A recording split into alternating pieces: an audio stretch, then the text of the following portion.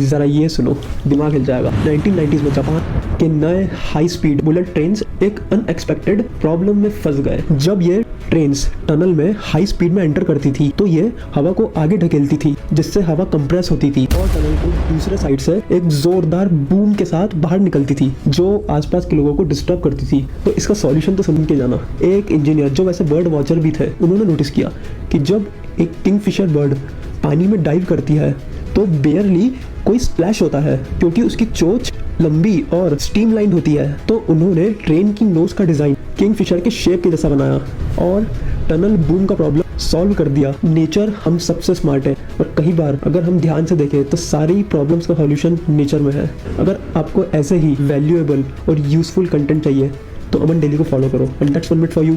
C you tomorrow.